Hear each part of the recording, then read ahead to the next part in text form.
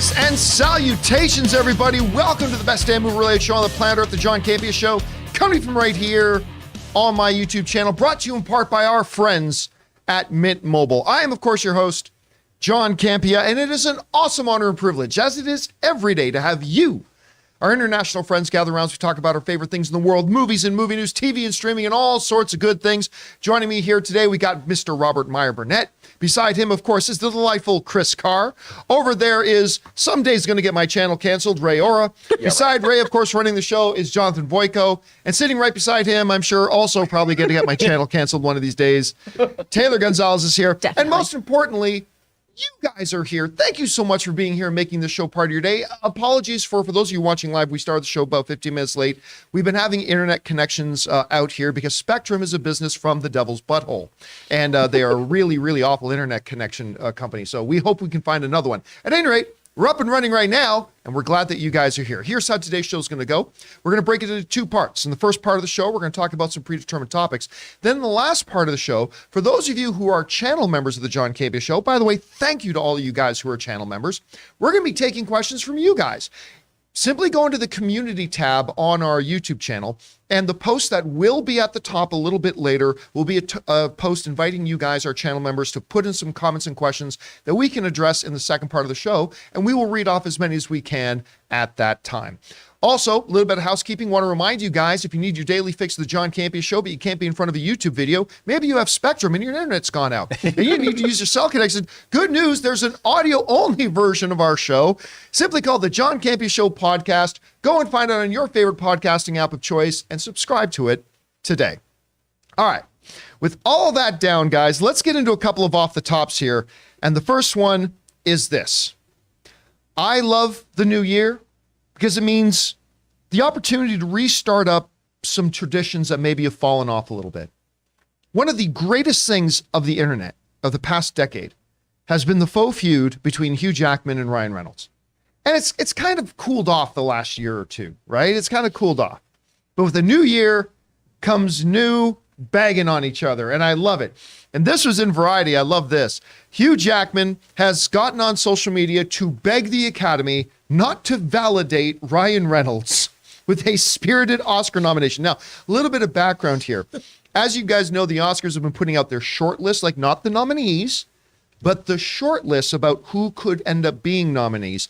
And one of the nominations was for Good Afternoon from Ryan Reynolds and Will Ferrell's Spirited, which is a great tune. Not my favorite song in the movie, but it's a great song nonetheless. And that prompted Hugh Jackman to get on social media and beg the Academy to not validate Ryan Reynolds because he says it would make it insufferable to work with him. But he also did one other little thing.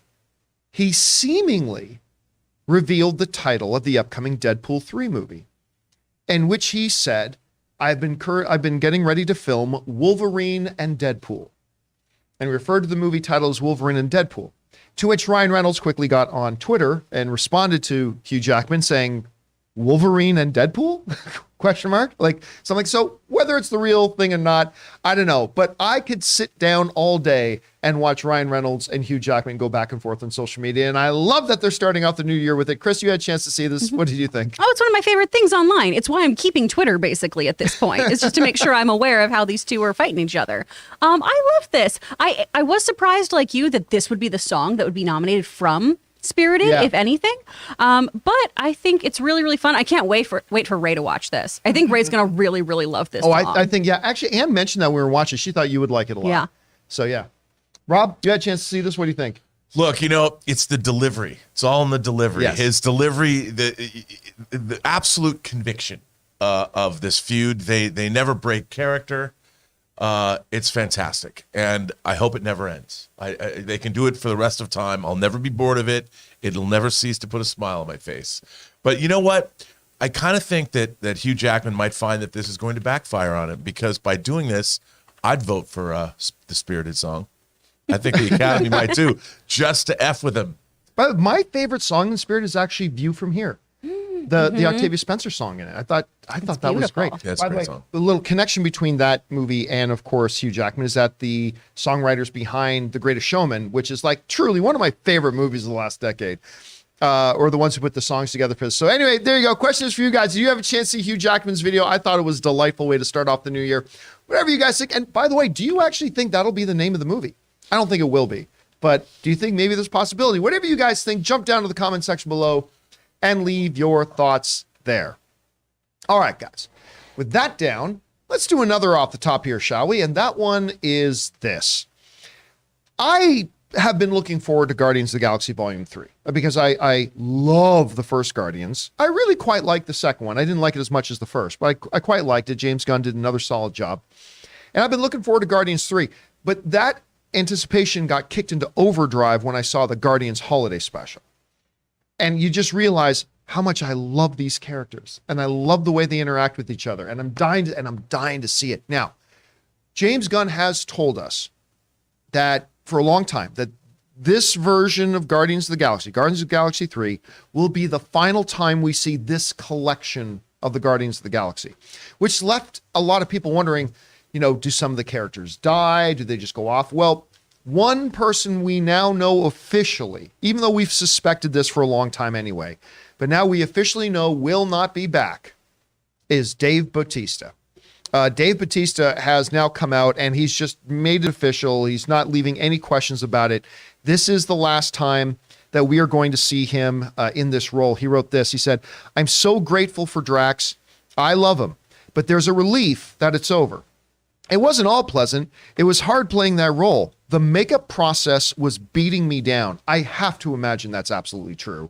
The makeup process was beating me down, and I just don't know if I want Drax to be my legacy.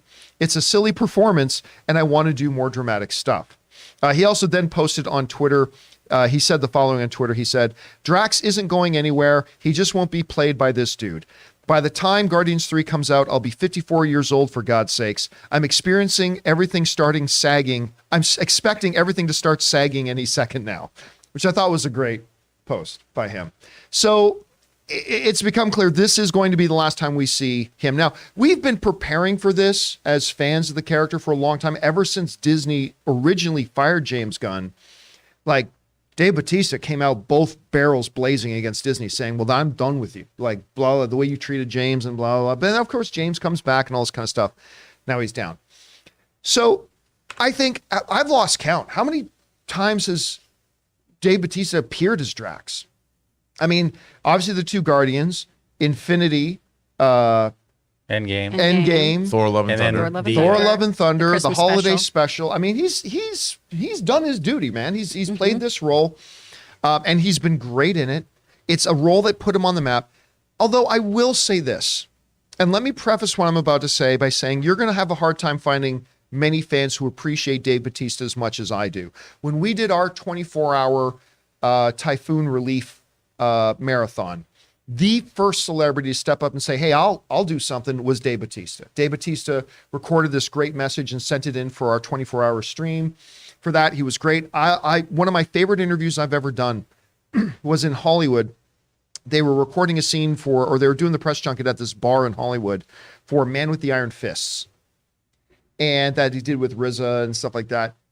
And I went down and sit down with him. And I remember it was one of the best interviews I've ever had to do, because the guy's just sitting there. And Dave Bautista at the time, just so humble. He's like, "Look, I know I'm not the greatest actor in the world.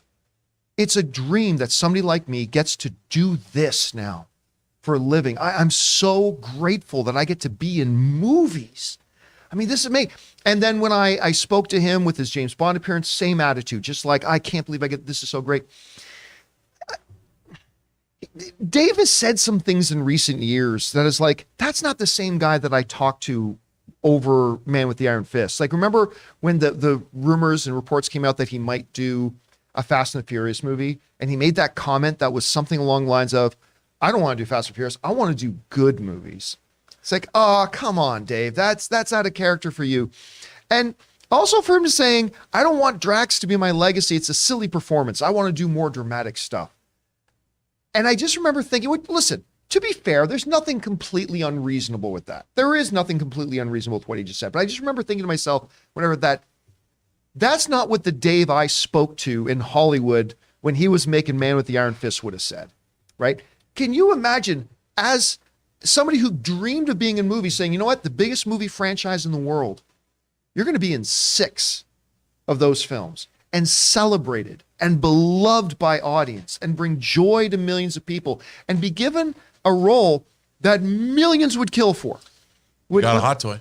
And you're gonna have hot toys made out of you and all that kind of stuff. The reason you get to be in Zack Snyder films or in James Bond films or in whatever, the reason you get to be in those films is because of what the Drax performance gave you. So I listen, I know I appreciate the fact that he says I've loved my time as Drax. I love Drax, all that kind of stuff. I just he didn't need to say the other things, but it's fine, whatever. And you know what? If this is indeed his last performance as it, just tip of the cap to Dave Bautista. You gave this movie fan a lot of smiles and a lot of joy over the last bunch of years that you've played the role. You've made me laugh and you've made me appreciate you a lot. I just want to say, and whether he likes it or not, a lot of kids are going to, when they see him in public, they're going to say, Drax. "Hey, Drax," just like probably kids will do with Robert Downey Jr. They're not going to call him Robert Downey. They're going to say, "Hey, that's Iron Man. That's Tony Stark." You know, so that thing from the younger viewers or the younger fans, I think is something that he should appreciate. Like he's going to be seen as Drax by some people for the rest of his life. Well, I mean, I think it's fair to say you never know what'll happen, but he will never have a bigger role in his life. 99.9999% of actors would never have a bigger role for the rest of their career. I mean, that's insane, the success he's had there. Anyway, Rob, Dave Bautista's just letting the fans know, I'm done. Is this him suggesting that Drax maybe dies? I mean, he says, hey, listen, this isn't necessarily the last you're going to see of the big guy. It just won't be played by me. I don't know. Do you think Drax survives Guardians 3? No. I think he's going to die. I think he's going to die because he's been on a quest. I mean, you know, his family. He's lost his family, and I think he's going to go out in a big way. It's going to be a big sacrificial scene. It's going to make everybody cry. I think it's going to be great. But, you know, I think Dave Bautista has acquitted himself admirably. I mean, he was great, I thought, Glass Onion.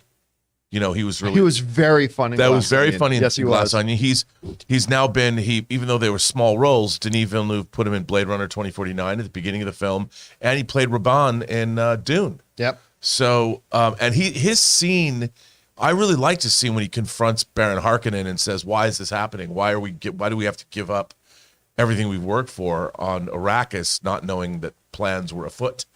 And I really think he's become a better actor over the years. Oh, he absolutely has. You know, Yes. and like I didn't think he was particularly good in Spectre, the Bond film, because they didn't give him anything to do. Yeah. He unfortunately also wasn't very good in Stuber. Was that the name of it that we did? And I love both. I love Kumail Nanjiani. I love Dave Bautista. Wasn't very big on either of their performances. He needs a sure directorial hand, I think, to understand how to use him. I'm glad he got that small part in 2049. I know it was tiny, but it still was a good. He was part. really good in it. It showed a very different side to him that he could, you know, I mean, granted, it was very short, but it showed that he could do more than what we had thought he could do previously to that. And he also was in there was one of the 3 short films, the movie, the shorts that came out before Blade Runner 2049. Right, His character was in one of those, and he was good.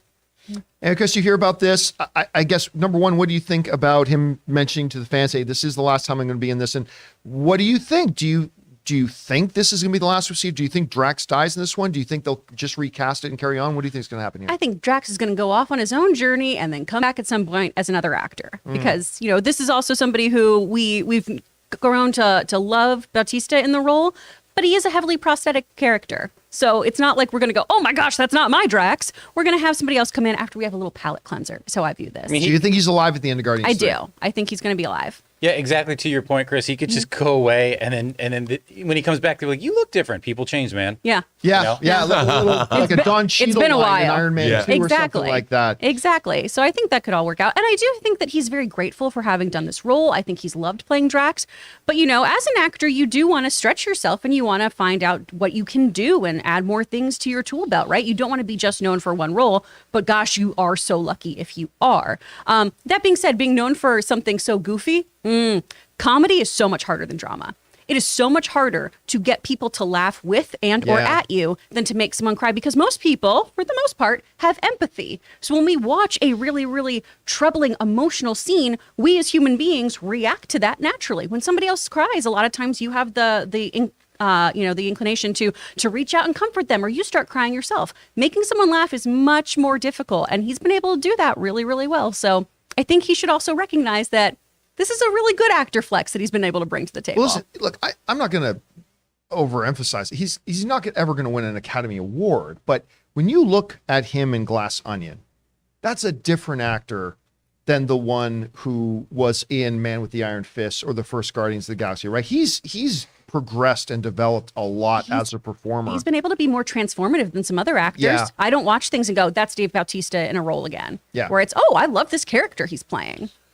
Also, when you're an actor and you didn't come up being a film actor, even learning where the camera is and how to play, like, I think as you develop, you understand skills that you might not even know you need. Knowing how to use the depth of the frame. Absolutely. By the way, one thing that I love that he said is that he's clearly also very self-aware that his window of being able to just get by on being the big hulking guy is that window is not closed, but it's closing. Yeah. Say, listen, I'm 54 years old now. Things are going to start sagging here any minute now. Things are going to start sagging.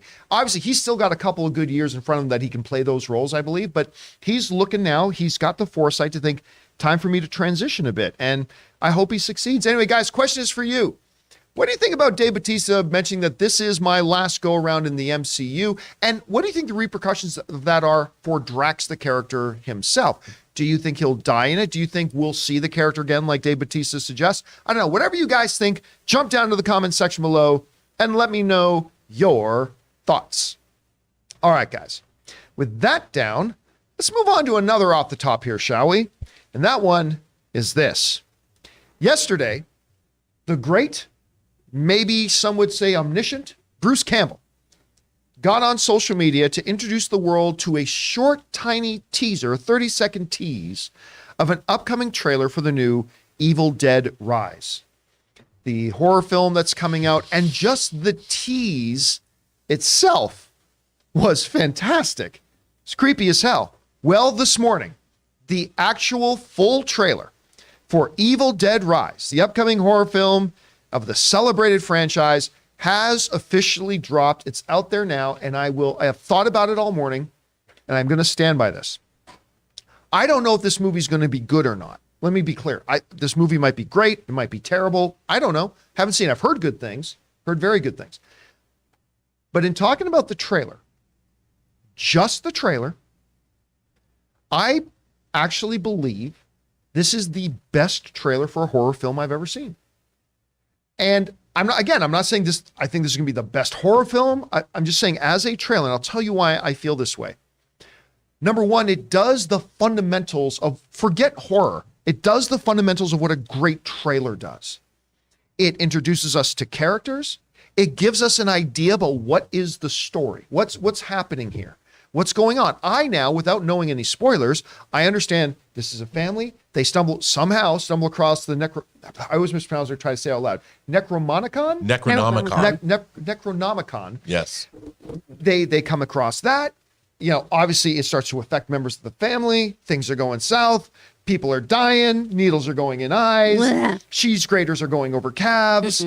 It just does all the fundamentals of what a good trailer should do that a lot of movies today fail to do. And that's what this trailer succeeded in doing. Now, you introduce the horror element of it. It was freaky as hell. It was really freaky as hell. Like when that woman says, nothing, a kiss from mommy wouldn't help. I'm like, oh my God. Like this is, and the makeup is so killer because I think they could have been tempted. I don't know if we've got a picture of the poster or anything that we can bring up, but when you look at the mom character, right? They could have easily, I think filmmakers and whatever with a less deft hand could have gone a little bit more overboard on the makeup of the mom to make her look truly grotesque or truly horrifying or any of that kind of stuff, right? But what they did, that's a good one too. Especially when she's out in the light, it was clearly gory, but more subtle. Just the coloration of the eyes, just a slight change of the tone of the skin. That just like right there, that's a great example of the shot. more Palpatine than Freddy, right? Because I think that's the thing. I think more of these directors and horror people, they'll want to go more Freddy. They went a little bit more subtle, and to me, that made it even more freaky. I loved this trailer. You guys know I'm not a huge horror film guy. I mean, I like a good horror film as much as the next guy, but I'm not big into horror. But this just shot this movie really high on my anticipated list for this year. I cannot wait to watch this. By the way, I recorded a little bit of footage of Chris Carr watching the trailer today. We'll share that online for the world to see and enjoy a little bit later. But anyway, Chris, you saw the trailer. You're not big into horror films. No. What did you think about the trailer, though? I hate everything about this. I hate it all. I hate it so much. It's disgusting. I really like the original movies. They're fun and campy and gross, but in like a way that is palpable for me. This is not my jam. I am not your audience. But hey, if this is for you, good for you. Taylor, I'm so excited for you. You and my husband are going to have the best time watching this movie. And I'm going to just go lay under a weighted blanket for the next 3 hours because this changed me. Rob, you had a chance to see the trailer. What did you think about it? Well, I love, this franchise. But even though I even worked 30 years ago, I worked on Army of Darkness when I was working for Tony Gardner's Altarian Studios. But the first Evil Dead movie is one of my favorite horror films of all time. Because there was, even though it was done basically on a shoestring, it's very creatively shot, but there was a real sense of ferociousness in it. Like, no one is safe. We're going after everybody. I mean everybody. And there's a point in that movie where there's like two demons at the same time. One of them's in the basement banging, trying to get out, and the other, we're gonna get you. It's so good. And while Evil Dead 2 and Army of Darkness are fun, I like the ferocity of the original. This looks like they brought it back. Fede Alvarez did it in his remake of Evil Dead 2. Yeah, he did a nice job with it. Really good job. I look at this trailer and I'm like, oh yeah, this trailer to me looks like the Evil Dead. They say it in the trailer, evolution, the evolution of the Evil Dead franchise. This looks like, I don't think anyone's going to be safe in this movie. I don't see the little girl getting out of this alive, or at least not possessed. And that's one of the great things about the Evil Dead is that they are a true threat. That if I could imagine if the world was ever consumed by the Evil Dead, it would not be fun. And that's one of the things. I mean, it might be fun for us to watch a movie like that, but it wouldn't be fun for the people in that in-universe situation, because the Evil Dead are truly, I mean, come on. The Evil Dead is one of the greatest titles ever. And Evil Dead Rise, come on. You know what? I put this on one of my most anticipated movies. Yes, you did, yeah. But this went because it's hard now. But we are seeing a lot of really good horror lately. I mean, over the last 5 years, horror films that are true classics. And I think when you're growing up, kids today need to be shaken out of their complacency. Get off TikTok, watch some real hardcore horror, in your face, bloody, unrelenting. That's what this is going to give us, and I'm there for it. I wish I had kids that were like 8, and I'd take them to this. Oh my God. It'd be fantastic. You would be a terrible father. No, my kids would say when they were teenagers, my dad took me to see Evil Dead Rise, and people would say, They'd say it to their therapist. So cool. Yeah. You know what? That went two different ways. It would teach the kids to know, you know what? My life's not so bad. That's could have right. been worse. We could be living in the world of the Evil Dead. So it's all My right. mom could have taken a cheese grater to my leg. Anyway, guys, question is for you. Did you have a chance to see the new trailer for Evil Dead Rise? I was shocked how much I love this trailer. I cannot wait to watch this movie. How do you guys feel about it? Maybe you were underwhelmed by it. Maybe you've never watched an Evil Dead film before. Whatever you guys think, jump down to the comment section below and leave your thoughts there. All right, guys. With that down, let's get on now to our Mint Mobile hotline question of the day, shall we? If you've got a question for the show and you'd like to hear your voice on our show, go ahead and call our hotline number anytime, 24/7 at 951-268-4259. Ryan Reynolds will personally transcribe your message and send it in to us. So Asterisk, nice. no, he won't. And then maybe you'll hear your voice on our show. And today's an interesting one, asking, do you think we could see James Cameron actually doing a Marvel film? Check it out. Hey, John, Duke Silver calling in again from Pawnee, Indiana, and I'm calling in with a theoretical question today. Disney just produced Avatar 2 for James Cameron, and it's going really, really well. It's making Disney a bunch of money, and James Cameron seemed like he was pretty much able to do whatever the hell he wanted. With the success of this, do you think, A, Disney might go to James Cameron and say, hey, what would you think of directing one of our genre films like Star Wars or Marvel? And B, do you think there... Hey, John, Duke Silver calling in again from Pawnee, Indiana, and I'm calling in with a theoretical question today.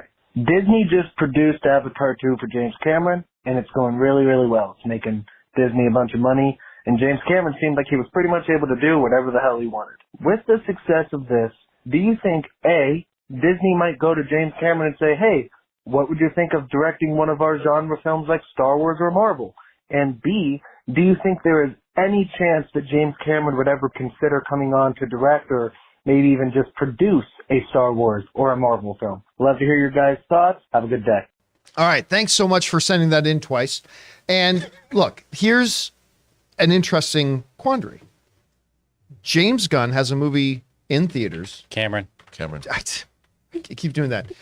Too many James, baby. James Gunn has a movie in theaters. James Cameron has a movie in theaters that's bumping up on 1.5 billion already. Could get to the $2 billion mark. Something Get I off didn't. my lawn. I didn't think that it would do, and maybe it still won't. But I mean, it's making tons of cash. And you're Disney, and you're sitting there going, you know, it seems that the adage is true. Never doubt James Cameron. He makes a movie, becomes a huge, incredible smash hit. We know we got some franchises that could always use some of that, especially one in a galaxy far, far away.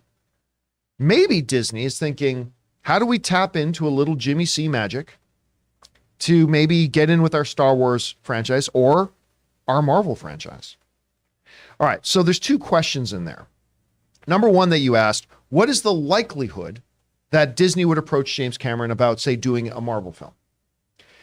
Well, you got to remember, Disney doesn't approach directors. The heads of the individual studios do. And I think the possibility of Kevin Feige, who is the head of Marvel, approaching James Cameron to direct a film after some of the comments that James Cameron has made, I think are pretty nil. I don't see Kevin Feige approaching James Cameron to do it. Now, okay, in a world, I mean, if Bob Iger, who does not do this, Bob Iger respects the autonomy of his lieutenants. But if Bob Iger were to go up and tell Kevin Feige, I want James Cameron directing a Marvel film, well, Feige will probably do it. But I don't see that happening either.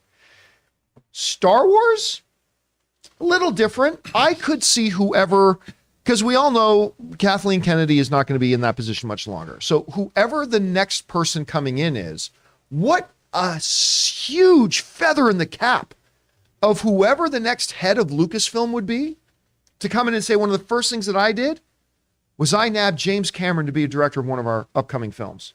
That would be a huge, huge feat.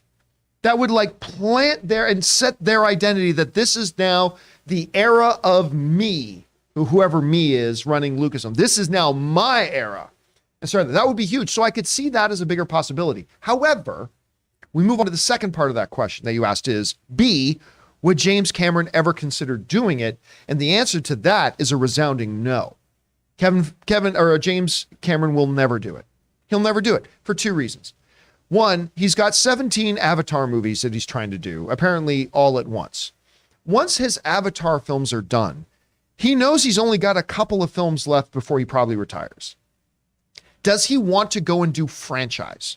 Somebody else's franchise? Does he want to then jump and go and do playing somebody else's playground? Which a lot of great directors do, but it doesn't seem like something James Cameron would do. So I'm going to go out on a limb and say, when you put those two things together, I'm not going to say zero, but it is an extremely thin chance that we would ever see something like that. So I'm going to guess no. Rob, what do you think?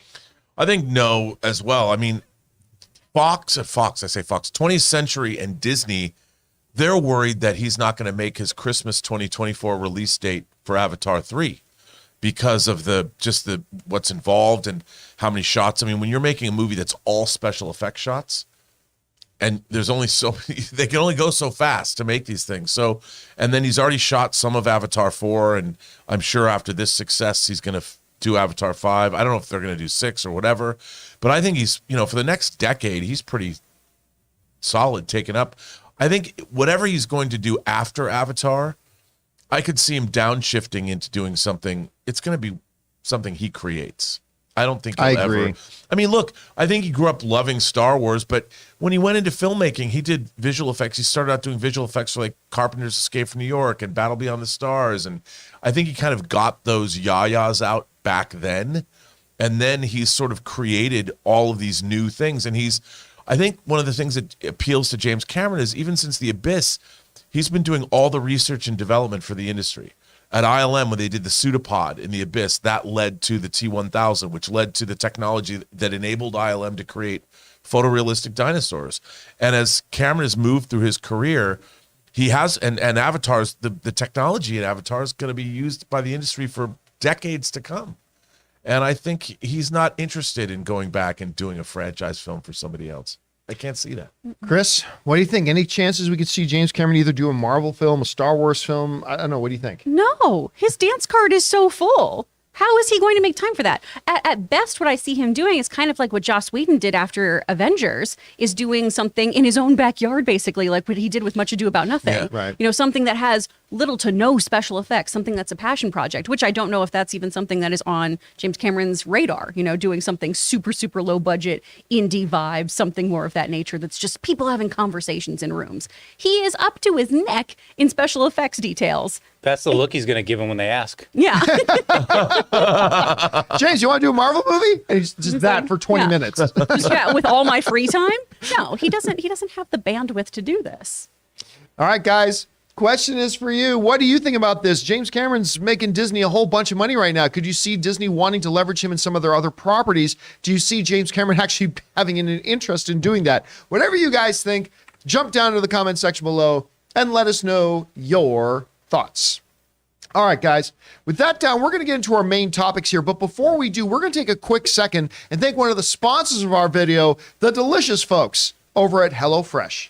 Guys, we want to take a second to thank a sponsor of this video, HelloFresh. Guys, me and my wife Ann are both working professionals, and so sometimes coordinating dinner time can be a real pain. But with HelloFresh, it makes dinner time fun, easy, and nutritious. With HelloFresh, you get farm-fresh, pre-portioned ingredients and seasonal recipes delivered right to your doorstep. Skip those trips to the grocery store and count on HelloFresh to make home cooking easy, fun, and affordable. And that's why HelloFresh is America's #1 meal kit. Now, guys, we've all got New Year's resolutions and New Year's goals, and HelloFresh is here to help you achieve them. Skip the grocery store and take control of your time and budget with delicious recipes delivered right to your door. With HelloFresh, you get fast and fresh recipes. HelloFresh's latest line of meals featuring robust flavors and filling portions are ready in less than 15 minutes. Enjoy taste and quality done quick with recipes like falafel power bowls, seared steak and potatoes with béarnaise sauce, or Southwest pork and bean burritos. So guys, go to HelloFresh.com/Campea21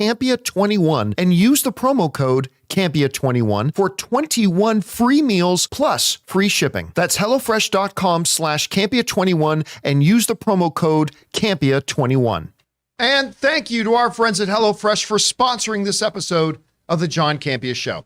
All right, guys, with that down, let's get into our main topics here. And how do we select our main topics on the show? Well, that's easy. That's where you guys come in, because you guys come up with our main topics. See, whenever you come across a big topic, issue, or story that you guys feel we absolutely must cover as a main topic on the show, just go anytime 24/7 over to www.thejohncampeashow.com/contact. Once you guys get there, you're going to see a form. Fill it out with your topic or question. It's 100% free. Hit submit, and then maybe, just maybe, you might see your submission featured as a main topic here on the John Campea Show. With that down, Chris, what is our first main topic today? This comes from Michael Vanderham. Good day, John and crew, all the way from sunny Perth. I was just reading that Reno mayor released a statement saying that Jeremy Renner was actually coming to the aid of a stranded citizen when he had his snowplow accident. That makes him an actual superhero in my book. Do you concur? Cheers and bring on the filthy. All right, thanks a lot for saying that in. Now, of course, in case you didn't hear about this, and of course most of you have, but New Year's Day, Jeremy Renner was involved in a single-person accident regarding a snowplow he was using. Something happened. He ended up getting his leg and I guess his chest crushed. Went in, had to have 2 emergency surgeries, was in critical condition. The first bit of good news was that he made it through the surgeries okay. The other big bit of news was that he then later on posted on social media saying that, hey guys, what did he say too? He said, I'm too messed up to type, but I just wanted to say thank you all for that. And he put up a picture of himself as well. But it still left a question. I saw some people wondering, what the hell was he doing out at that time? Doing that at that particular moment? Why doing it there?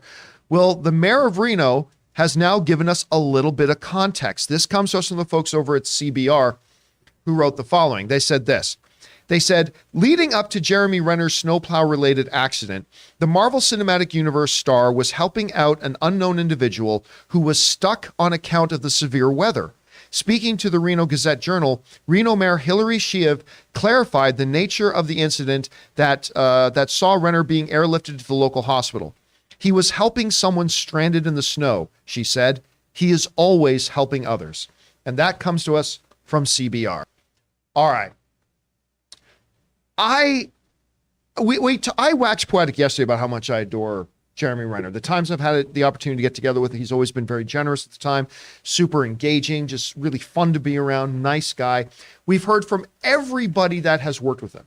Not once have I heard from, even the nicest of people, you hear somebody didn't like them. That's fine.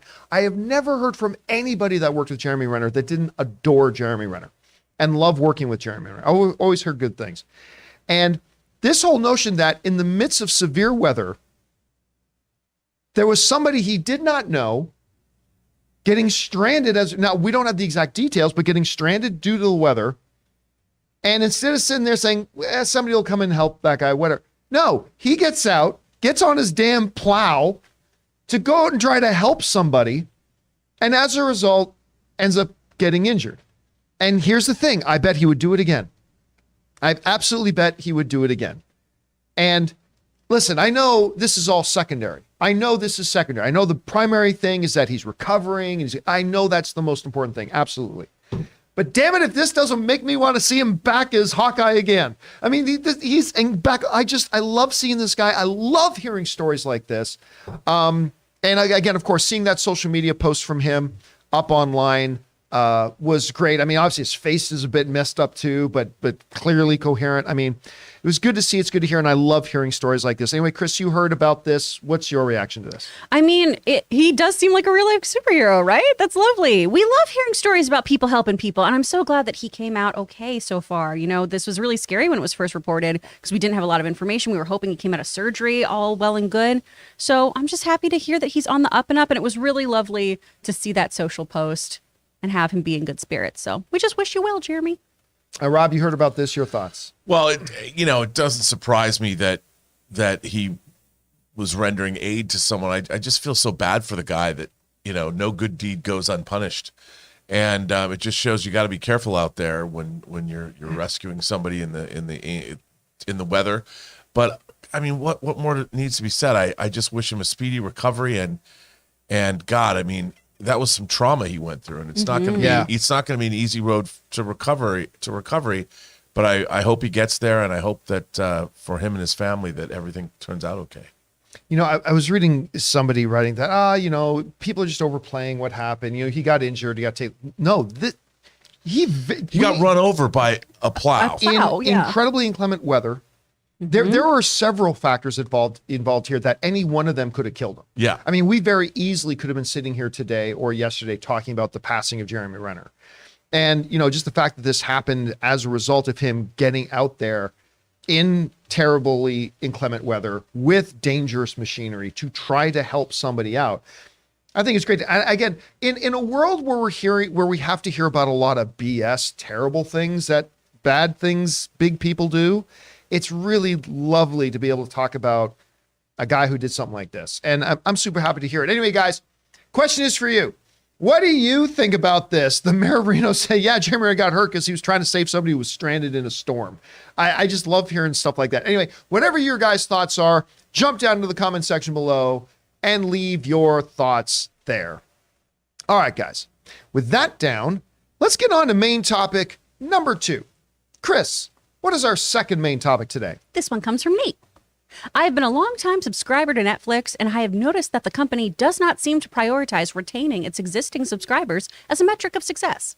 Instead, they seem to only focus on attracting new subscribers. This has led me to question the value that Netflix places on its long-term, loyal members. As someone who has been with Netflix since the DVD days, I found it disappointing when my favorite shows are no longer available to watch or get canceled after a, quote, successful season 1. Do you believe that this lack of focus on subscriber retention will cause people to cancel their memberships? And do you see Netflix changing its model on this? Thanks and bring on the filthy. All right, Nate, thanks a lot for sending that in. And yeah, look, Netflix, as much as we talk about Disney Plus, HBO being the gold standard, the surging of Paramount, and all these other things, the reality is Netflix is still king of the hill. They've had their troubles the last year or so. Absolutely, I'm not pretending that they haven't. But when it comes to the streaming world, they're still on top of the hill. I mean, they've done it the longest. Some people feel they do it the best, whatever. But we have talked a lot on this show about the fact that, Netflix is quick to cancel a series when they recognized and see that this series is no longer pulling in new subscribers, is not pulling in new people. Maybe it's not performing as well as it does, and they cancel it, which makes Nate raise a very interesting question. Does this tell us that Netflix has no focus on retaining their customers and are only focused on trying to get new customers instead? Well, that is a great question. But if we go to the statistics, we see that they clearly do have a strategy for retention, and it's actually working a lot. Let's go over to the Campea classroom here for a second. So in talking about retention, the ability for Netflix to keep the existing customers they have. Okay. Well, the first thing we look at is this, is that Netflix has a 6-month customer retention rate of 72%. Okay. That basically means that when you look at, somebody who signs up for Netflix, are they still a subscriber 6 months later? We can put it this way. This means that 6 months after a group of people subscribe to Netflix, 72% of them will still be there 6 months later. In comparison, Disney Plus has a 6-month retention rate of 62%, which means Netflix's retention rate is already 10% higher than Disney Plus's is.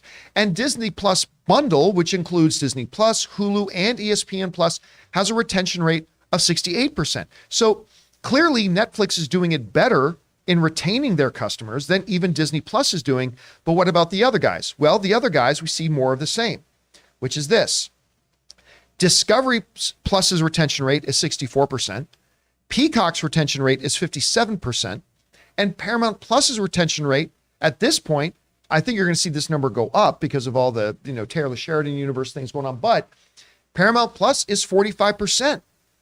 So basically, when we talk about retention, despite the fact that I think is a totally reasonable question that Nate is asking, why doesn't Netflix put any attention on retention? Well, clearly they do. And they are doing retention better than any of the other streaming services.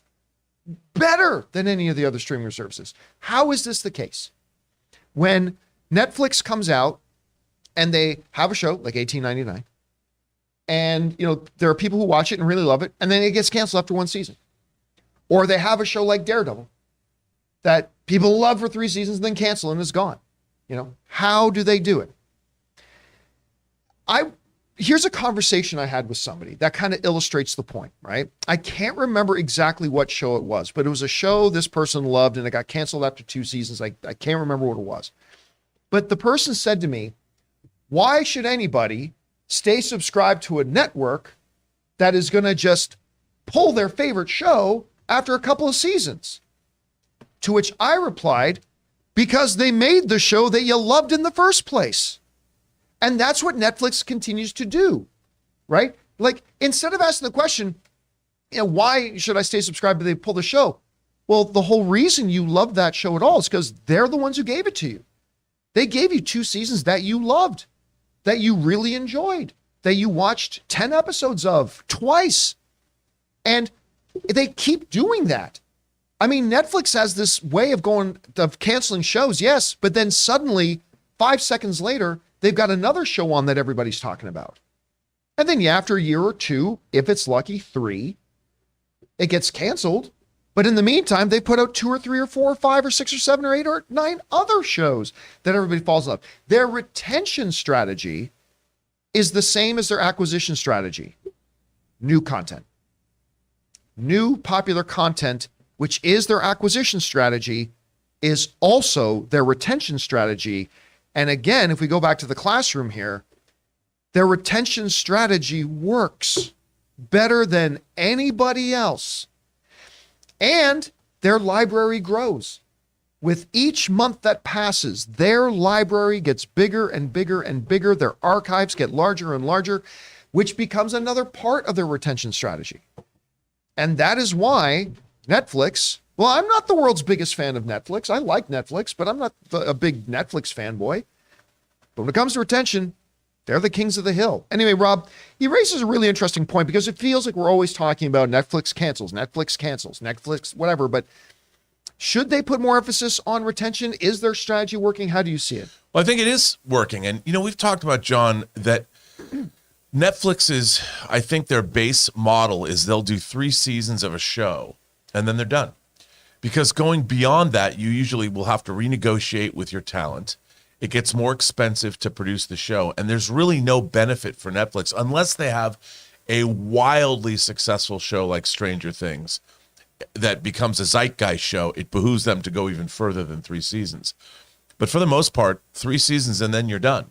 There's been shows like when they brought Designated Survivor over. They did one last season of that, 3 seasons. Lucifer, the show that Eric McCormack produced, and now I'm forgetting about it, but it's a Canadian time travel show. They picked it up. They did one last season of it, so it had 3 seasons, and they were done because there's no benefit. It's like Netflix is a supermarket, and all of the things, all the cans of food on the shelves, those are all part of Netflix, the supermarket of Netflix, and the cans are still there, but it doesn't behoove them to go beyond 3 seasons. And if they're not getting the kind of like $18.99, very expensive show to make. If people aren't watching that first season, you might love the show, but analytics don't lie. They've got real-time analytics at any one moment of who's watching the show, how many people are watching the show, what the demographics of the people are. And they know if it's working for them right away. They know if people will come back or stay a subscriber to Netflix based on the performance of the shows they have. They can tell right away. And I don't think, like, it's Nate, he was asking, is Netflix doing something to their viewers? No, they respond only to what works or what doesn't work. They're not trying to diss their own viewers because, like you just pointed out, they've got a great retention rate and they're doing great programming. They really are. And they're bringing programs from all over the world. No one's doing what they're doing internationally.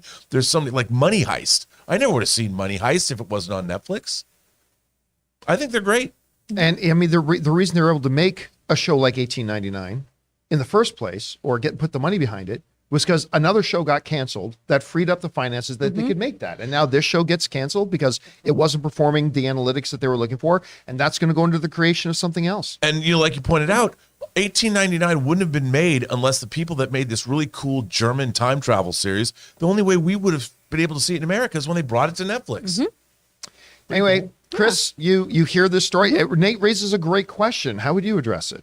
I mean, I'm maybe a bad consumer because I don't often think about, like, how am I being treated as a customer? Why should I remain loyal to you? Because honestly, Netflix has remained very consistent for me. And that's mostly what I'm looking for is I'm getting introduced to new programming constantly, right? I know I can go get my cheesy Christmas movies there. I know I can get fun new foreign films. I know I can get new shows. The Recruit was something we were talking about. That might not have been on my radar if I hadn't just like popped on Netflix and gone, oh, I like that Noah kid. I thought he was a bright light in Black Adam. Let's check this out.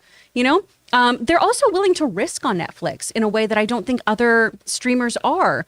We have things that maybe don't work for you, maybe do. We had things like Bandersnatch. Right now we've got Kaleidoscope, which I'm still a little iffy on how that's cool. working, but it's a cool concept of being able to watch a show in any order to see how it changes the narrative for you. You know, they're willing to do a lot of things because of that immediate response, right? Those immediate analytics of going, okay, well, who's actually tuning into this? And I think that that's kind of a more interesting model to follow, honestly. I'm always surprised. I'm not always in love with things on Netflix, but I'm always intrigued by what they're showing me. And it makes me at least give it the good old college try to see if I'm going to like it. All right, guys. Question is for you. What do you think about this? Why has Netflix been able to have a higher retention rate than any of their competitors when they seemingly focus more on acquisition? Is it because we're right in that acquisition is the same as their retention strategy? Is the content strategy clearly working for them, or do you have another point of view on it? Whatever you guys think, jump down to the comment section below and leave your thoughts there. All right, guys. With that down, let's move on to main topic number 3, shall we? Chris, what is our third main topic and second Dave Bautista topic today? Our second Dave Bautista topic comes from the one and only Tony B.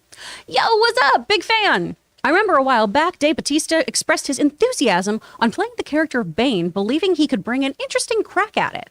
If I remember correctly, Warner declined his offer. With a new DC universe on the horizon, how do you guys feel about Dave Bautista finally playing his dream character of Bane? Especially considering the universe is being led by his good friend, James Gunn. All right, thanks a lot for saying that in. And I'm going to tell you right now, Dave Bautista will be Bane. I don't know that for a fact. No one's told me that, but I think there is a very, very, very good chance that Dave Bautista will be Bane. Now, where this all comes from is back in 2021, so about a year and a half ago, Dave Bautista was at a convention and the thing came up and he talked about the fact that he actually, and I think this story was in IndieWire, he actually had met with the heads of DC to talk to them about the fact that he wanted to play Bane. And he literally said this. He said, this is from an IndieWire article, and he said the following in IndieWire. I want to play Bane so bad, I went to Warner Brothers, had an appointment with them. I had an appointment with DC, walked in the door and said, I want to play Bane. Bautista said, I'm not kidding. They were a little like, whoa, we're not even casting Bane. I was like, I don't care. I'm playing him. And that comes to us from Dan. Now remember, this was back in like 2021, about a year and a half ago that this came up. And so there was a lot of stuff going on. And obviously Warner Brothers was under different ownership. DC was under different leadership, all this kind of stuff.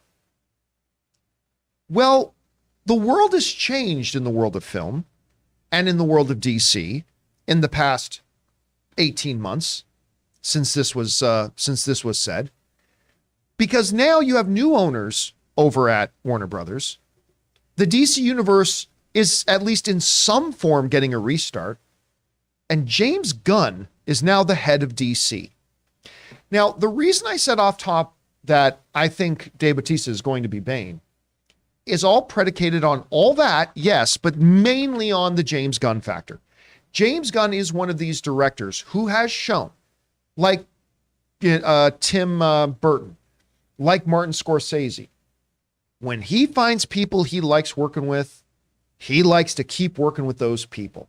And we've seen James Gunn use a certain set of actors over and over and over, that to the point whenever there's a new James Gunn project, you just know Michael Rocker's going to be connected to it.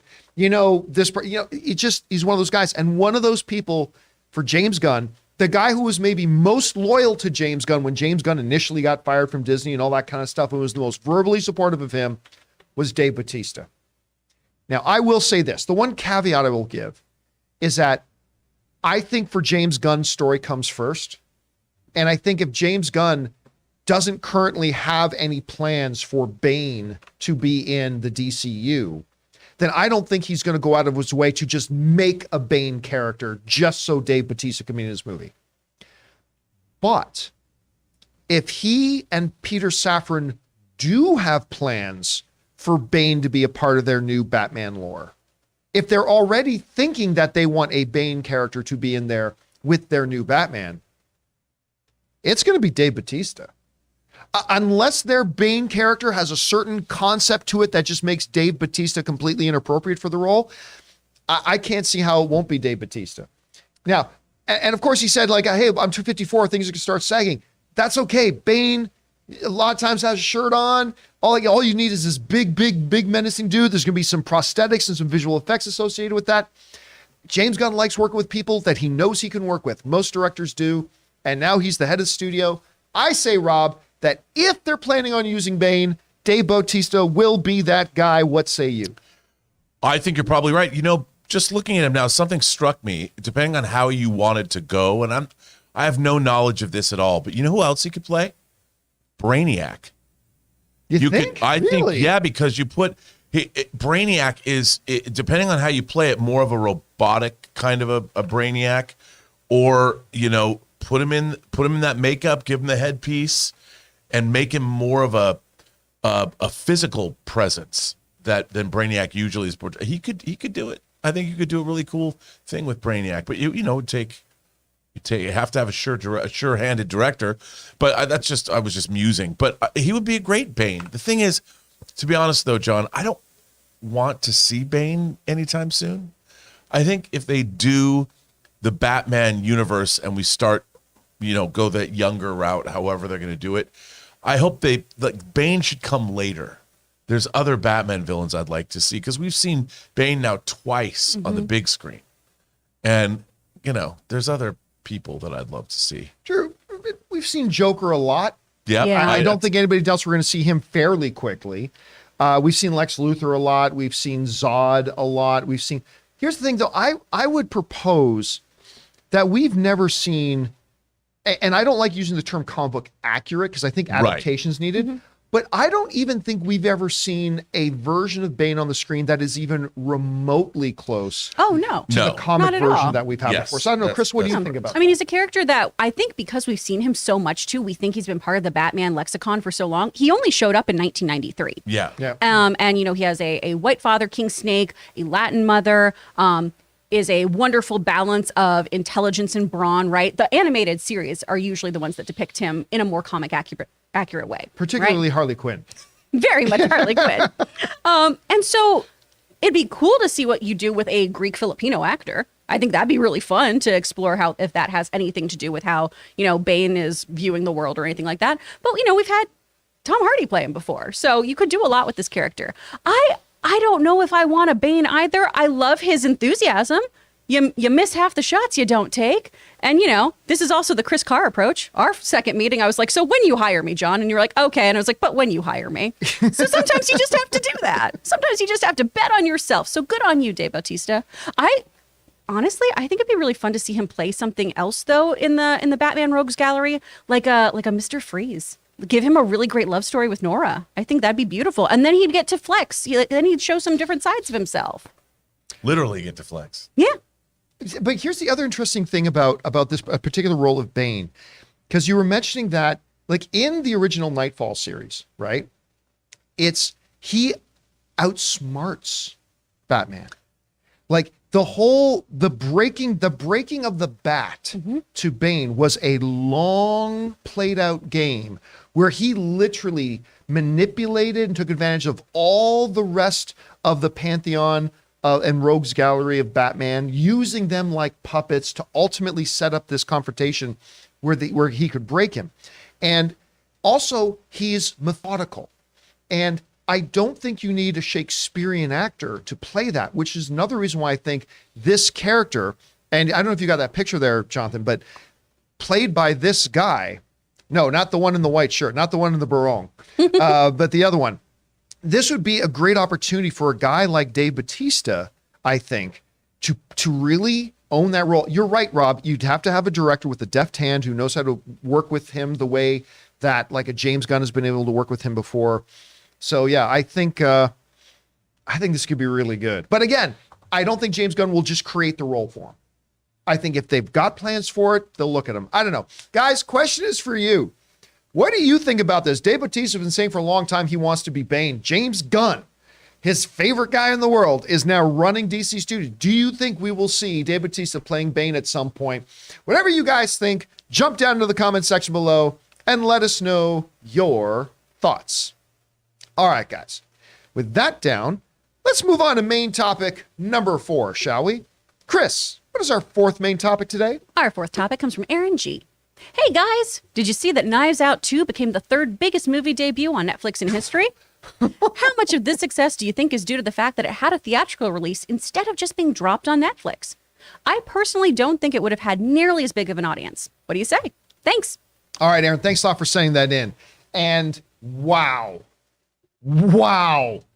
Listen, for those of you who don't know, Rob and I have been saying for years on this show that in this whole thing about theatrical versus streaming, we have been preaching this gospel that the true path is a hybrid of the both, of the two. You want a movie to really succeed on streaming? Make sure it gets a proper theatrical release. And we've seen that truth play out. And then recently, in recent months, we've heard the head of Warner Brothers Discovery, David Zaslav, echo that same sentiment now. Because we just realized there's no economic model to just making big blockbuster, high budget films that go to streaming. There's no economic model for that. And we just had a little taste of really proving that point. I mean, again, we were just looking at the top 10 performing, all the highest performing stuff on Disney Plus the other day, and like 2 out of the 10 were things that did not have theatrical release. 2 out of the 10 got to be on there. As for the highest performing things on Disney Plus, the things that performed best were the things that were in theaters. Those are the things that perform best. So along comes the studio now, and Netflix now has the Knives Out franchise. And they decide, okay, let's do a little experiment. Let's dip our toe in the water here and see what happens. We're going to give Knives Out Glass Onion. We're going to give Glass Onion a 1-week theatrical release. A modestly released. It wasn't a limited release by any imagination, but it also wasn't a huge, wide release. But they gave it a decent release. 1 week in theater. Let's see what happens. And the results are going to be seismic over at Netflix as a result. This comes to us from the folks over at Variety who wrote the following. Listen to this. During the December 26th through January 1st viewing window, the Knives Out sequel film Glass Onion, which dropped on Netflix on December 23rd, ranked in 127 million hours watched. Combining that stat with Glass Onion's initial Christmas debut on the streamer, which drew in 82.1 million viewing hours, and the movie has now reached 209.4 million hours watched per Netflix. That figure puts Glass Onion in 3rd place, only behind the 2 biggest movie stars in the world, Dwayne Johnson and Ryan Reynolds' Red Notice, and maybe the most stacked cast in the history of any movies ever, Don't Look Up with Leonardo DiCaprio, when it comes to the streamer's most watched movies in the first 10 days of viewership. Glass Onion remained the #1 English language film on the top 10 rankings for the 2nd week in a row and has now reached, get this, number 10 on Netflix's overall most popular films list after only a week. Maybe 2 weeks, get this, which is calculated, let's bring that back up here, which is calculated based on the first 28 days of streaming viewership. They're not even halfway through that 28-day window, and they're already in the top 10 of the all-time most viewed things. It is the number 3 most watched film in the first 3 days. This, a little non-special effect, non-blockbuster, whodunit, without, now granted, all due respect to Daniel Craig, but he ain't Dwayne "The Rock" Johnson. He ain't Ryan Reynolds. He ain't Leonardo DiCaprio. He's not the big mega star or whatever. Little murder mystery movie. And I can absolutely guarantee you, the person who wrote in the email is 100% right. There is no chance in hell that we are sitting here today talking about Glass Onion being the 3rd most viewed film in Netflix history in the first 10 days of release, only behind a Dwayne Johnson, Ryan Reynolds film and a Leonardo DiCaprio film. No way we're talking about that if this movie did not have a theatrical release. No way. There's just no chance. And the very fact that it got that release and got that attention and got that pedigree and got that gravitas on it, that it was it was a quote unquote, to average filmgoers' perception, a real movie. It had this type of release already in the top 10 all time, even just less than halfway through that 28-day window. I think this is another example, Rob. And, you and I debated about Netflix's Whether approach. they should have, yes. And maybe it could have had even better results if they went full throw. Be that as it may. They stuck their toe in the water. They wanted to see what would happen. Here's the results. Rob, what are the conversations going on around Netflix today? And what do you think about these results from Glass Onion? Well, first of all, there's 2 things going on here. They acquired basically a franchise, a very popular franchise. Knives Out made 300 million plus domestically. I mean, worldwide, in terms of the box office. They have stars Daniel Craig. This was a stacked cast with great actors. I love the fact that Hugh Grant is Benoit Blanc's husband. That was such a great cameo. Amazing. And how great was Agatha Christie's? How great was Stephen Sondheim Potts, and Angela Angela Lansbury. Lansbury. How great was that cameo? when I was watching Handsome the movie, Hawk. I'm like, Stephen Sondheim and Angela Lansbury in this movie? It was awesome. And I think that it's vital, John. But when you have a movie like this, you've acquired basically a franchise that has already proven popular.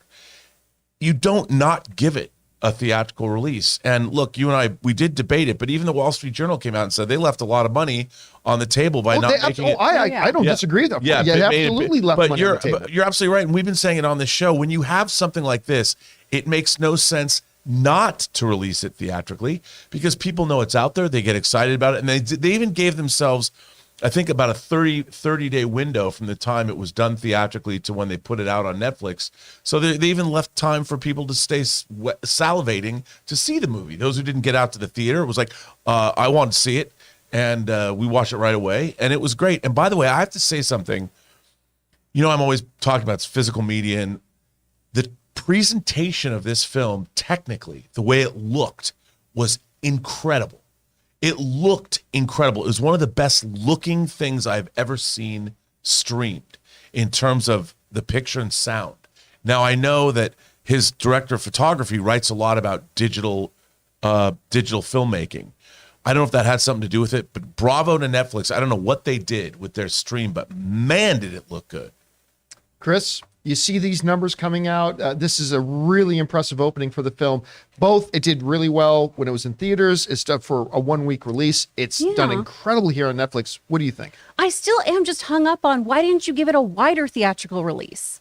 It was so limited. So they made roughly about 15 million, which is nothing to sneeze at, right? For a very, very limited release. But they could have made 60 easily with just a wider release and recoup some of the cost of this film. I've been trying to find numbers on what this equated to in new subscribers, and I haven't been able to find a finite amount of data for that, right? They don't make that information available. That is one of those things of, this is great. Going back to our earlier question from Nate, I believe, of what they're doing for current subscribers. Hey, you got this great movie. You got this excellent piece of media made for you. That's lovely. But did this do what it needed to do of getting people to subscribe to Netflix and get new people in here and recoup some of the cost of this? I mean, in the long run, I'm sure this is a very smart financial move to have something of this caliber on your streaming network, but I'm still a little hung up on, I don't know if this was truly a success just because so much money was left on the floor. But again, it was a success, absolutely, because for them it was an experiment. And that's it fair. was a test. It's and just an expensive one. Because I want us to think about this. This same network that put out movies like the Ryan Reynolds star, Zack Snyder directed Six Underground. This now Little Glass Onion movie did better than that. Oh, yeah. Ryan Reynolds and Chris Evans, or Ryan Gosling, I should say, and Chris Evans in, what was the name of it again? The Gray Man. Gray Man, right? A Little Murder Mystery movie just did better than it. Mm-hmm. We can Extraction with Chris Hemsworth. This Little Murder Mystery movie just did better than that movie. And I think it's because, so I think when you're evaluating, was it a success as an experiment? I think the answer is resoundingly yes. Yeah. Because you're seeing, what they're starting to see is what Amazon has understood, seemingly has understood for a long time. It's like, if you want your movie to be really successful on streaming, the best thing you can do for the success of your streaming movie is to give it a theatrical release. Yeah. It's not either or. It's both and. Well, you know, we talked also about, John, how at Warner Brothers, they can't see any economic model where you'd make a $200 million movie and not give it a theatrical release. Yes. Yeah. And they've done that. I mean, both the Gray Man and Red Notice Gray Man was like 220. Mm-hmm. And then Red Notice was $200 million. That's $420 million. And neither one of those movies had any kind of they didn't make any money. They just went on to Netflix. That's insane to me. I don't understand that thinking at all. And look what you get with Glass Onion. Yeah. Now I'm seeing some people saying, "Oh, I don't know if I agree with that. I think it's just because people really liked Knives Out." Well, yeah, of course, people like Knives Out, and that argument would hold some weight if Knives Out made $1.5 billion at the box office. Glass Onion was a modestly successful film, made $300 million, which is really good for a film of its budget.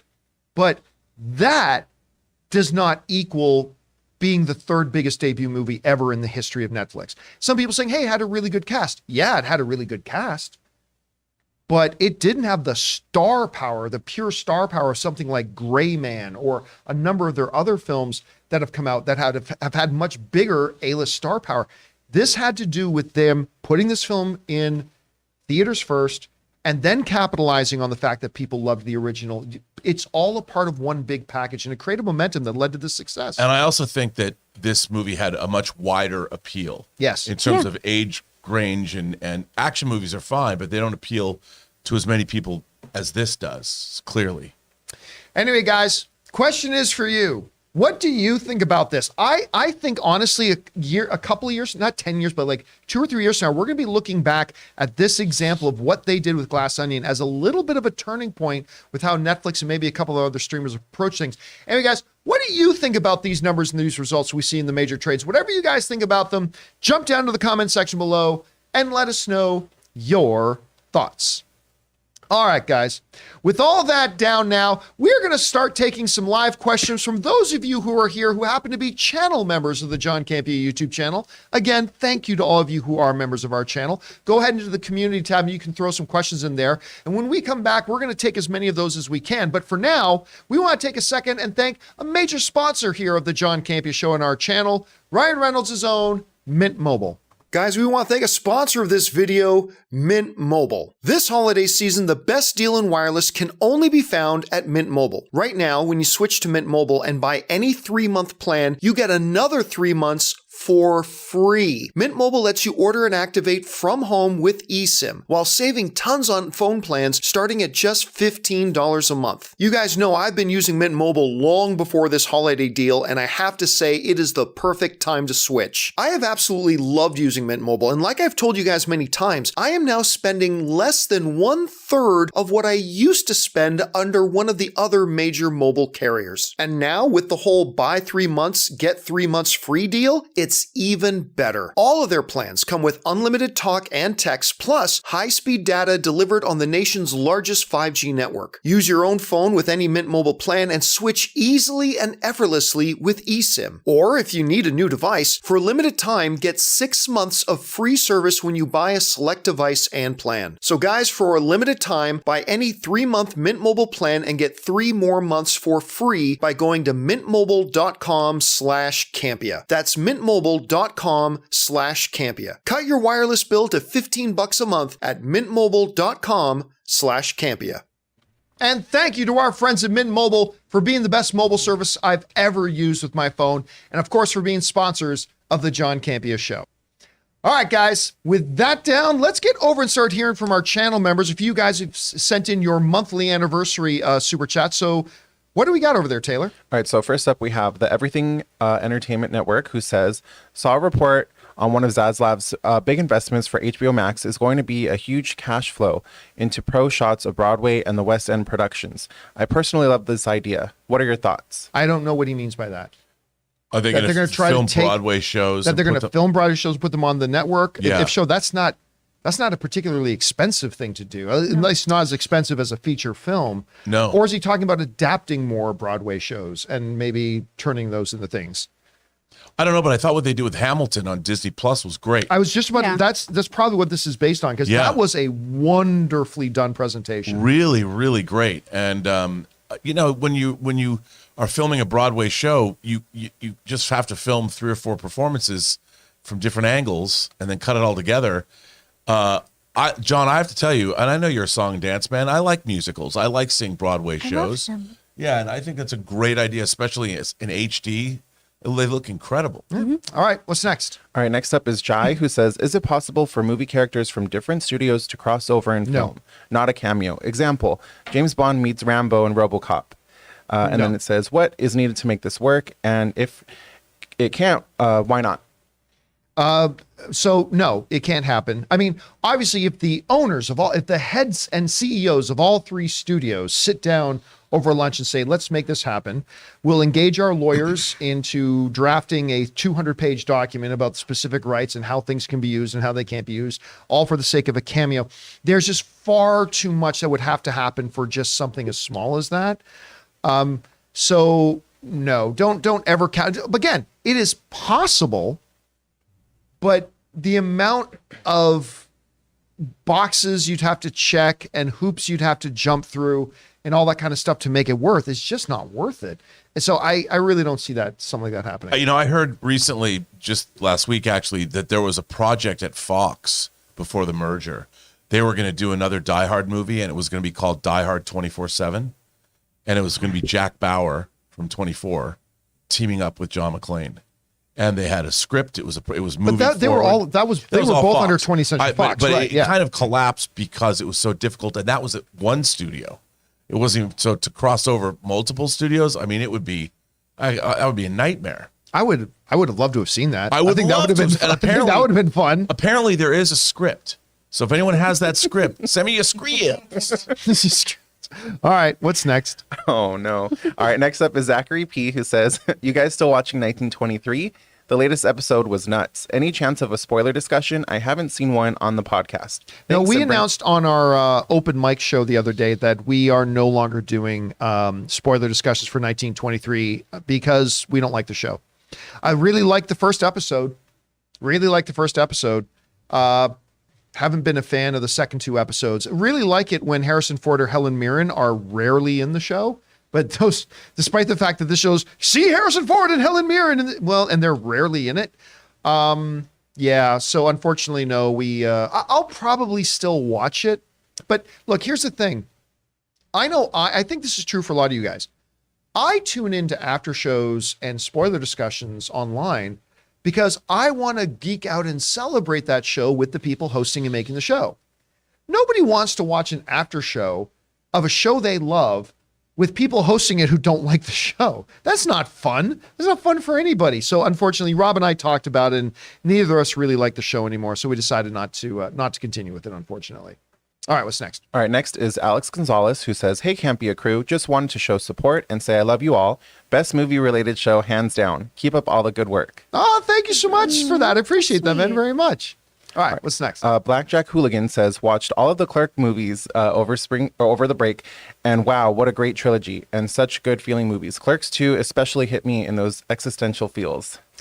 Again, look, I've waxed poetic a lot on the show about what the Clerks series means to me, particularly Clerks 2. That is one of the, honestly, that was a movie that hit me at a particular time. That movie came out at a particular time in my life when I really needed that movie. And it's an incredibly special series of films. And yeah, it's great. I'm glad you had a chance to watch them, man. All right. Is that it? No. Oh, okay. We got a bunch in right now. So Hispanic Thor says, "Avatar 2 may be long, but when it kept my 6-year-old son who has ADHD glued to the screen in the theater, I knew it was pure magic." I mean, it is. Listen, unfortunately, I had to run to the bathroom twice during Avatar 2, which is weird. So I have missed out about 1.5 to 2 minutes of the movie that I'll need to get caught up on at some point. But you're right. I never, other than the bathroom runs I had to do, I never felt the runtime of the movie. Could it have been shortened a bit? Yeah, probably could have a little bit. But honestly, for me, who really likes movies to be tighter, even I was like, nope, this runtime works perfectly good for me. I'm glad you felt the same way. All right, what's next? All right, next is Hoopsuni. "Thoughts on this season of Yellowstone so far? Most shows have an episode or two that feel like the calm before the storm, but I feel like this whole season is the calm before the storm, and I like that." I feel like every episode has been the storm. I mean, I've loved it. No, it's not my favorite season of Yellowstone so far, but I have loved this season of Yellowstone. And I have got, I wish we were doing spoiler discussions for Yellowstone, because I have a theory. And I have nobody I can talk to about it, because even Anne, she just finished season 4. Anne has binged the first 4 seasons of Yellowstone in the past 3 weeks. And she just started Yellowstone, the new season this morning. And I need her to get caught up so I can talk to somebody about the theory I have about what's going to happen in the second half of this season. Because if I'm right, it's a doozy. So I've been loving it. I really have. All right, what's next? The antagonistic anonymous says, John, I personally think that F4's actors contract not being signed. Like these 4 actors are the first in the MCU whose debut will include shooting 3 films and press tours back to back, F4 to KD to SW. I have no idea what we're talking about. A lot of acronyms. Fantastic That's a Four lot of acronyms. to I have no idea what we're King talking about. Dynasty to Secret Wars. Yeah. Oh, I don't care what anybody said. The actors are signed. They know who they are. They've already got their cast in place. I don't care what anybody says. I don't care what even Kevin Feige says. I 100% believe that the entire cast of Fantastic Four is not only cast now, but has been cast for a while. And I think they're just waiting for the appropriate time. I know, Rob, what do you think about that? I think they're in Quantum Mania. I honestly believe the Fantastic Four are going to be introduced in Quantum Mania either as a post-credit scene or a reveal in the movie. Not playing a big part in the movie, but I think it's going to end on some kind of a cliffhanger, whatever. And you know what's going to happen? The Fantastic Four movie is going to tell the story of how they wound up in Quantum Mania. See, the only reason I don't know that I agree is because while I believe the actors are signed and have been signed for a while, that would have required them to have all been signed a year ago. Well, they could have waited. I'm not sure, but they could have waited, knowing that they were going to shoot that scene because these movies they're always shooting something. Marvel's basically got Atlanta wrapped up. So if they scheduled, you know how they schedule pickups and reshoots? Marvel builds those into the schedules. They could have easily built in a shoot day because they wouldn't need much time, and they planned on that. So they knew they were going to, and they could have put it in, in shooting it for the Marvels or shooting for whatever they were shooting, but they built that. All right, give me an over and under. Give me an over under that this announced brand new Ant-Man Quantumania trailer that is coming on the Super Bowl that I have been told will have 1 or 2 thrilling moments that Fantastic Four is revealed in a trailer for Quantumania at the Super Bowl. Give me an over-under number. 50%. 50? Yeah. Okay, Chris? 30. I'm going to go 3. I was expecting a single digit. Look, 50% that we see the Fantastic Four in the trailer at the Super Bowl. Because Peyton Reed, he wanted an Avengers level film. And look, this is probably not, it's probably not going to happen, people. Then why did you say 50? If it's probably not. Because I think if it is going to happen, it's going to happen big. Okay. And how about that as a stinger for the trailer? Look, it would have, the world would shake. Would shake. It would shake. Especially because that would be, what better way to reveal the cast of Fantastic Four? They could announce them on Deadline. Put them on the Super Bowl, man. Ba-bam! Yeah. Kevin Feige's like all the way to the bank. All right, well, that's why I brought it up. All right, what's next? All right. Edward says, I think Jacob Elordi is the right pick to be at the top of the new Superman or Batman list. He's 25. We know he's a really good actor from Euphoria, and he has the perfect muscular frame for the role. I don't watch. I've only watched a couple of episodes of Euphoria. I'm not familiar with the young guy. Again, look, let's be clear. I think there are probably 100 to 200 actors out there who would be really good for the role of Superman. And you pick any of them, and I think we'll be perfectly fine. Of course, we did a list of some of the top names that come to our minds. It doesn't need to be any of those. It can be somebody else. Maybe, again, though, I'm just not familiar. Are you familiar with this performer? He's in the Netflix Kissing Booth movies. That's what I've seen him in. Okay, then. All right. He's fine. Well, hey, Those movies are also... I just had a guy from 50 Shades of Grey on my Batman list, so I'm not going to say anything. Yeah. He's supposedly really good on Euphoria. All right. What's next? All right. Zelda Master 702 says, so I read the young, well, now old actors from the 60s, Romeo and Juliet, are apparently suing Paramount for the exploitation of minors.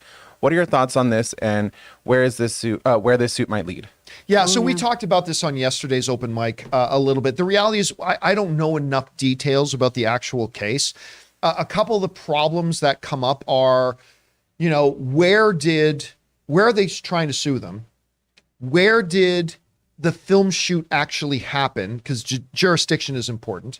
What is the statute of limitations? There's so many moving pieces in this, and I'm not going to be one of these guys that tries to give a lot of opinion on this when I don't have very many of the facts. So other than to say that this sounds very problematic from a legal point of view, but again, I only say that as somebody who doesn't have a lot of the facts right now. So until I do, I can't really say much about it. All right, what's next? All right, we've got two more. First comes from Chowdown Detroit, who says, we already had a Cameron comic book film, The Aquaman in the Entourage universe. Also, the highest grossing movie of all time in that world. Is that in the Entourage universe? Is that the highest Yeah. grossing film of all time? Yep. I didn't know that. I didn't Yep. even realize that. I mean, it was funny because, of course, Cameron has 2 of the 3 highest grossing films of all time. I don't know. Look, the guy, whether it's in fictitious worlds or real, Cameron just rules. He seems to rule with everything he does. All right, what's next? Last one comes to us from Nicole Blake. 7 months strong as a member, and you guys are so awesome and an inspiration. Started my podcast, Nicole's Film Perspectives, and honestly, great joy. And if it wasn't for you guys, I wouldn't have the confidence. Thanks. Yeah, listen, this is, first of all, good on you for doing that. This is why I tell people, all film fans, get involved. Do a podcast, a blog. What's the stack? What's that thing? A stack? Something stack. Substack. Substack. Do a Substack. Do a Instagram account. I know some people have just movie fandom Instagram account, or do a YouTube channel. Whatever. Get involved in the fandom. Because even if only 10 or 15 people read, watch, or listen to your stuff, you are creating a better place for online movie fandom in general. So I'm glad that you're doing that, and I'm glad you're having fun. All right, let's go over to the community questions that our members have been firing in there. Chris, what do we got? From Cosmo. Hey, crew. Very new member. Thanks for making these weekdays better. Aw. What kind of tone are y'all expecting for the Acolyte? More Mando or Andor? Thanks. That is a great question, Cosmo. When you look at Russian Dolls, and of course, Russian Dolls is the showrunner from Russian Dolls is the one who's showrunning Acolyte. And from the stuff that we've heard, this seems like more Andor. And I hope it is, because they are in production of Acolyte right now. They're seeing the success they've had with Andor, the critical success as well. So I'm thinking it's going to be more Andor than it will be Mandalorian. What do you think? I think so too. I mean, and obviously you're dealing with the Sith. And what I liked about Russian Doll as a show, I really like that show a lot. It had humor in it, but it also wasn't afraid to go dark. So in terms of dark humor, and it was, I think Acolyte's going to kick ass, to be honest. Yeah. Chris, what do you think? Acolyte, more Andor? I mean, both of these shows, Mandalorian, Andor, fantastic. Do you think Acolyte will lean towards more one than the other? I mean, Mando definitely has its darker moments, but I think it'll be more like Andor, just because we're dealing with so much of the ambiguity of things, and I think you have to give the Sith a little bit of wiggle room to have some likable characters potentially, or at least show ways where we can vilify the Jedi and how all of their moves are not all too altruistic. All right, what's next?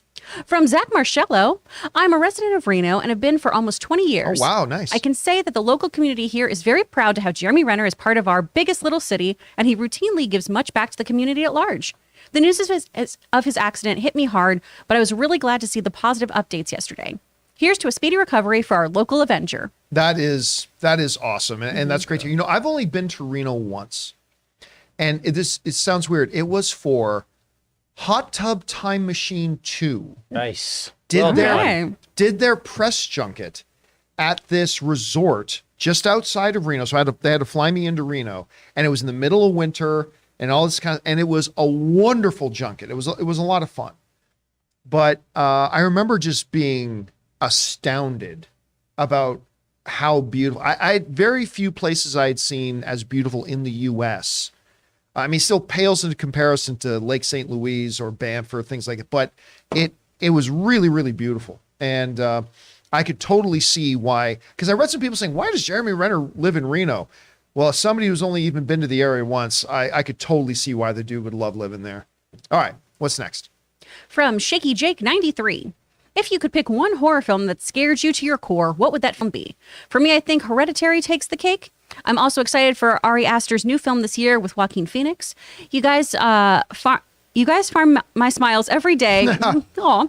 Love you all, and keep up the hard work, because it definitely pays off. I love that phrase, you farm my smiles. smiles. I love that. I want to use that more often. Listen, for me, you guys have heard me talk about this before. The movie, only a handful of movies have ever really shaken me to my core. Only a couple of horror movies ever have. I can enjoy a good horror movie, but they don't really scare me.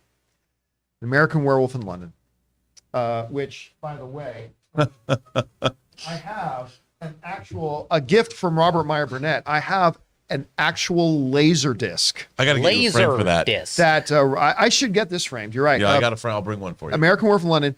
This is still, there has never been a movie to this day that has scared me and freaked me out as much as American Werewolf in London. It scared me as a kid, and to this day, as an adult, I cannot watch this alone in the dark.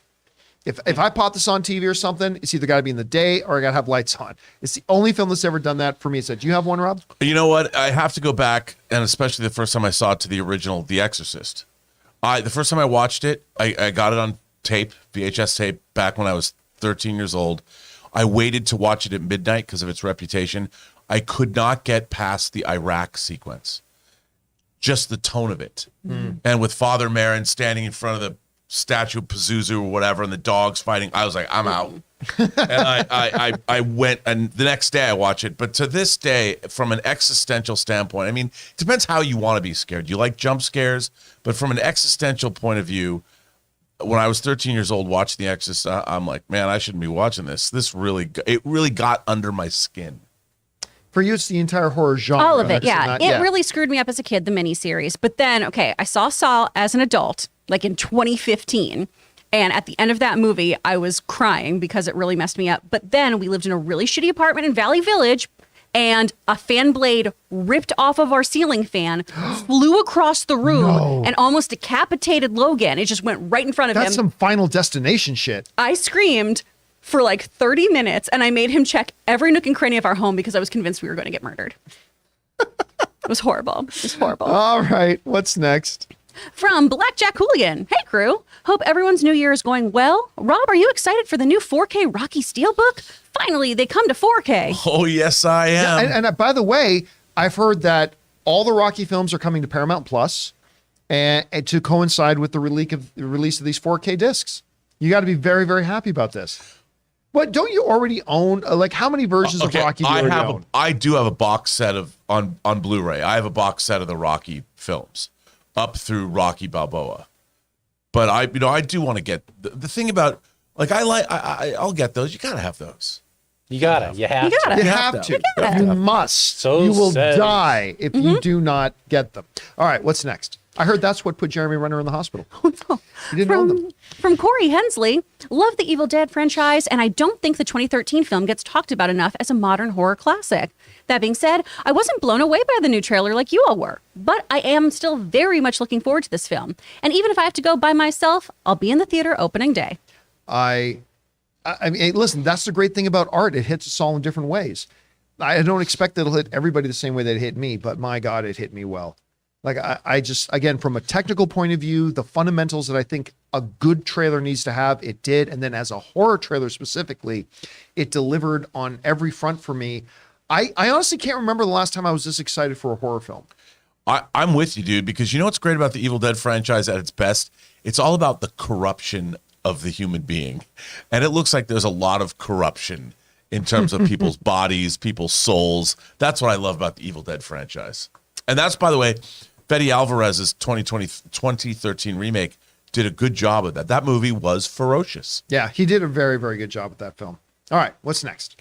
From the Everything Entertainment Network, finally got around to What We Do in the Shadows, and nice. I wish I'd started earlier. Yeah, season 3 is a step down, but I really enjoyed it. Just got started on season 4 now.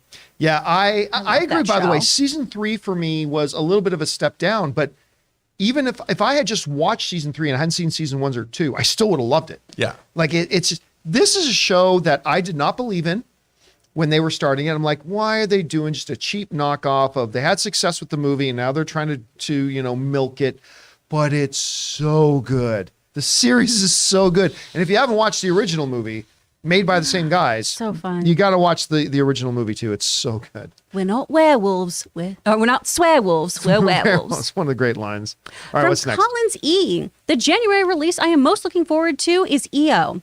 It's about a donkey that wanders all over Europe and has been receiving rave reviews. Will you be checking it out?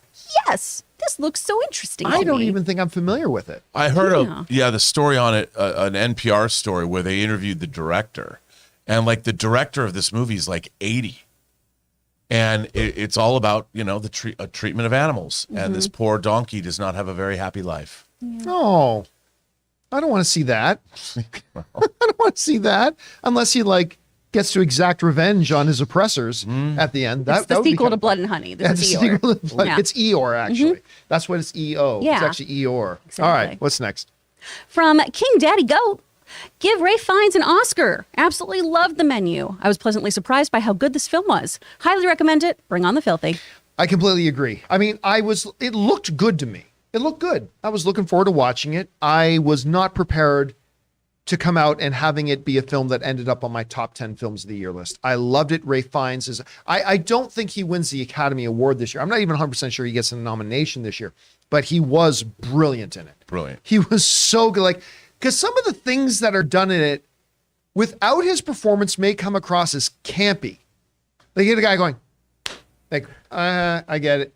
But the way he does it, it's like, I believed it. It was verisimilitude. That's right. I totally bought it. It was so good. I hope he does. All right, we got time for one more. What's next? Okay. From Thaddeus Leland. Did you know that Scott Adkins tried to get the role of Batman when Ben Affleck got it? His audition tape leaked online. I just discovered him in the last year and watched most of all of his movies. Love him, and I hope he gets more recognition. I would love to see what he could do with a bigger budget. Also, he was a stunt double for Christian Bale in Dark Knight Rises. Yeah, Scott is, I mean, and look, when it comes to a performer who can make action happen and make it visceral and believable, because it's I mean, he is the Tom Cruise of physical action. He will do it all himself when it comes, he does his own fight scenes. He does all that kind of stuff. So there's a higher level of believability to it that Tom Cruise always likes to get by doing those things himself, right? And as he's developed as a performer and as an actor, like, again, I watched his recent Hitman's Holiday, and it's like, you know what? I put you on the level of Jason Statham now, which for me is high praise. And that's why I think, look, is Scott my number one choice, to be honest? Is he my number one choice to play the new Batman? No. But if they were to announce him tomorrow as being Batman of the new DCU, I'd be thrilled. I'd be thrilled to hear it. I think there's a lot worse they can do. All right, guys, that'll do it for today's installment of the John Campea Show. Thank you so much for being here and making this show part of your day. Big special thank you to those of you guys who are channel members here and for giving us these extra questions. Number one, because you gave us great fun things to talk about, but also number two, being channel members, you supported this channel as well. And all of us here at the show, thank you guys so much for your support. A little bit of heads up, a little bit later today, and Ray, you're gonna have to help me out here, but a little bit later today, we're gonna be doing a play-in chat. And instead of Mario Kart this time, what's it called? Marvel, what's the title of it, Ray? Ultimate Alliance 3. Marvel Ultimate Alliance 3. You're going to see me and Rob and probably Ray playing a little bit of that, and watch me stumble my way through trying to figure out how to play this game. But anyway, hopefully you guys will come back and join us for that. That'll be at 3 p.m. Los Angeles time a little bit later today. So about 2.5 hours from now. Hopefully you guys will come back and join us for that. Don't forget to also come back and join us again for the next episode of the John Campea Show tomorrow. We hope to see you there. So for everybody in the room, Robert Meyer Burnett, right beside him, Chris Carr, Ray Ora back there. Of course, running the show, Jonathan Voico, Taylor Gonzalez, and of course, myself, John Campea. Thanks a lot for being here, guys. And until next time, my friends, bye-bye.